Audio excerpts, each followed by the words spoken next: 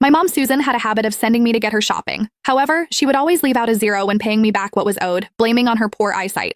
I never minded. In fact, I would just cover the cost without another word. Then, Summer, my sister, had to throw shade. Mom sends you money whenever she wants something. You never show us the actual cost, though.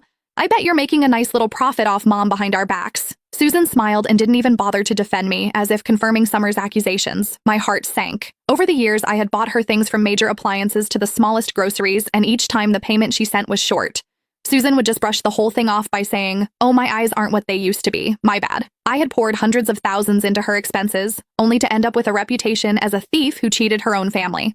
When Susan sent me money for the New Year's Eve catering, I simply booked food that fit the budget she paid for. An awkward silence hung over the room. The people at the dinner table simply stared at the food spread with a mix of emotions. I urged, "Don't just sit there. Dig in." My mother, Susan Bridget, pulled a grimace, holding back an outburst only because others were present.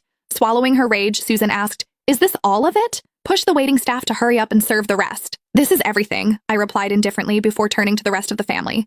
"Eat up before the food gets cold." Thud! Susan slammed her utensil down, her chest heaving. "We are a table of 12, and this is what you get us?" One family member uttered. "Macy, surely this is a mistake. This isn't quite the New Year's Eve spread we usually have. In previous years, the family would have a feast with plenty of the finest seafood. This year, the table looked barren, set with only a small buffet. The only thing remotely close to a shellfish blowout was a measly shrimp cocktail. Of course, the family was confused. "No, that's no mistake." I shook my head. Infuriated, Susan pressed, "I gave you money to host the New Year's Eve party, and this is what you're serving everyone?" I glanced at the spread and sighed. Well, this is the best I can do with the limited budget. My sister, Summer Fowler, said, her finger up my nose, "Who are you kidding? I know for a fact that Mom wired you $4,000 for the catering. I doubt there's even $500 worth of food here. Did you pocket the rest? I know that you're always finding excuses to buy things for Mom and overcharge her for the errands, but you've gone too far this time." Following the statement, the family gave me looks filled with judgment. Susan said, "Normally I'd let this behavior slide, but it's not every day that we get to be together with family. Do you think this is appropriate?" My little cousin, Leon, started to throw a tantrum. "Dad, where's the crab? Didn't you say we'd be getting a seafood boil?" Aunt Tanya uttered accusingly. "Macy, this kind of behavior is beneath you. How can you do such a thing?" The rest of the family voiced their criticism. Susan jumped in.